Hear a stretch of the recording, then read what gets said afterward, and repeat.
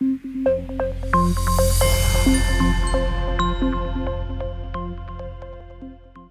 back to the series of videos from The Effect. Now we finally have come to it. We've come to the video where I admit that the title of the book, The Effect, is a lie.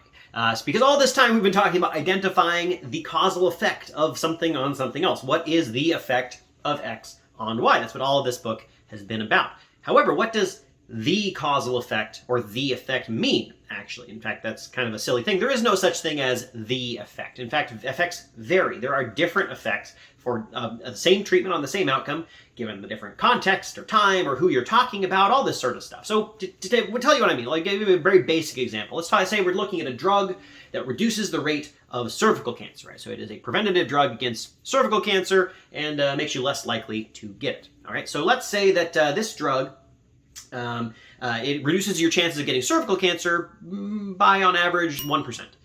But what does that mean? Because that can't be true. I mean, I, for example, don't have a cervix, so it can't possibly do anything for me. So it can't possibly actually have an effect of reducing my rate of cervical cancer by 1%, because my rate of cervical cancer was, and would continue to be after the drug, 0%. Can't happen, right?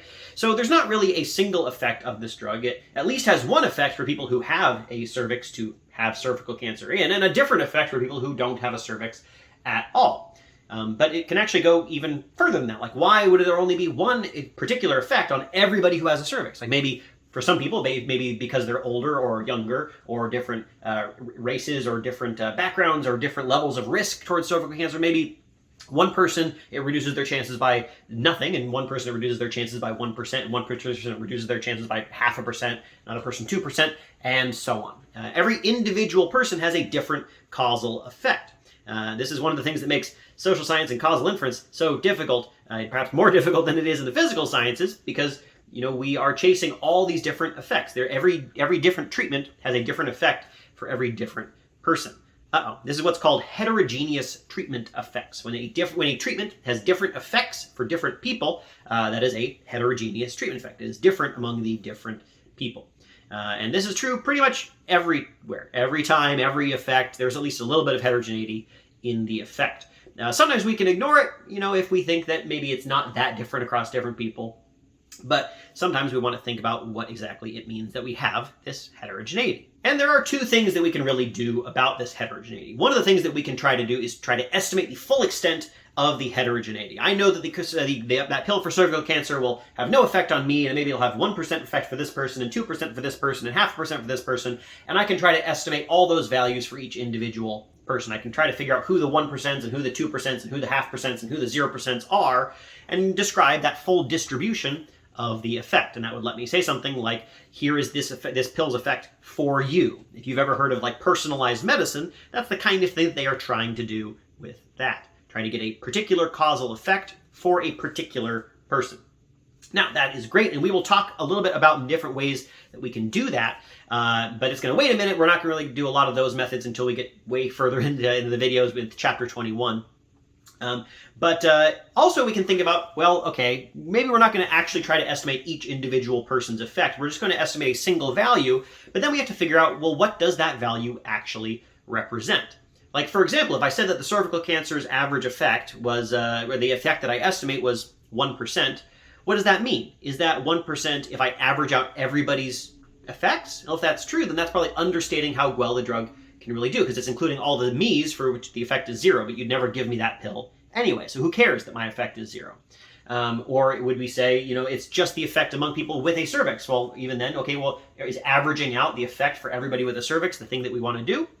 Perhaps. In any case, we know that if we do some sort of statistical calculation that will give us a single effect, then we really want to know what it is that represents. Is it the overall effect for everybody, in which case we might be a little bit more impressed by 1% because it's being weighed down by all the zeros, or is it just the effect for the people who it's actually going to have an effect on?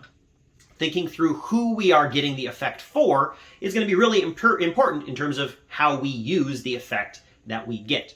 Now, the thing to keep in mind when we are doing this approach where we get a single estimate of the treatment effect, and then we try to interpret what that means, is that we are getting averages of individual people's effects. So what do I mean by that? Let's say that, I'm affected 0% by this pill, this person's affected 2%, this person's affected 1%, this person is affected 0.5%. In general, if we get a single value, it is going to take those true effects that we have for all those people, and it's going to average them together in some way. So a lot of these different effects we're going to talk about are average effects of some sort. Maybe they average out the effect over all the individual effects, which in case I would be weighing down my mind, my 0%. Maybe it averages things out over just a particular group of people. Maybe it's some sort of weighted average.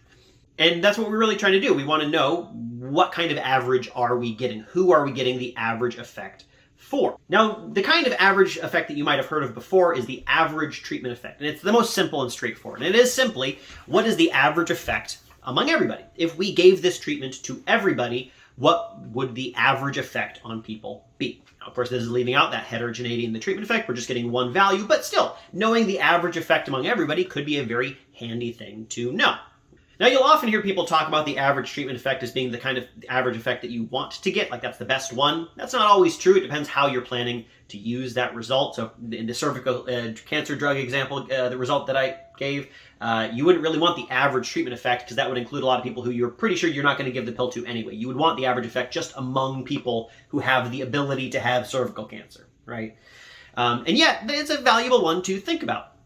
And we can also think about what kinds of designs are going to give us an average treatment effect. And throughout the next couple of videos, I'm going to give you a few rules of thumb, the kinds of designs that tend to lead to different kinds of treatment effect averages. Now, I want to be clear, the design is not destiny here. For any given analysis or given research design that you have, there's usually some different kinds of estimators that can give you different kinds of treatment effect averages. But in general, rules of thumb.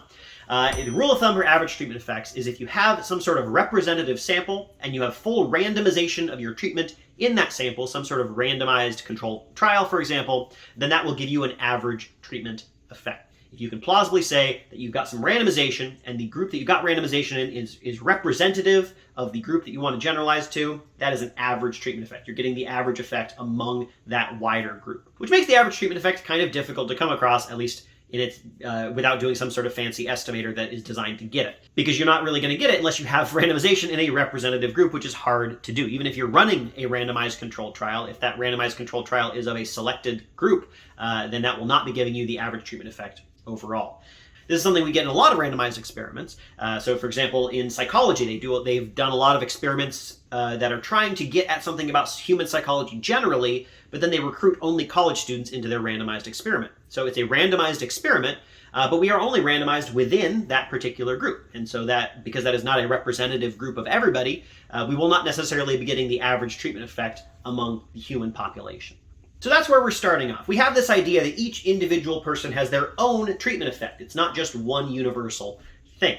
Then we can think about what exactly we want to do with that. For some methods, you can attempt to get an individualized treatment effect for everybody. It's going to take us a while to get to those methods, but I'll eventually talk about some of them. But also, more generally, if we get something that just estimates a single effect, we can ask ourselves, what does that estimate actually represent? And you really should be asking this question because it affects what you can really do with your causal estimate. So that's where we are. We have this idea of heterogeneous treatment effects. Each individual person or individual in your sample or out of your sample would be affected by the treatment in their own way. And we can't observe this on an individual level, right? Because we can't observe somebody both getting and not getting treatment.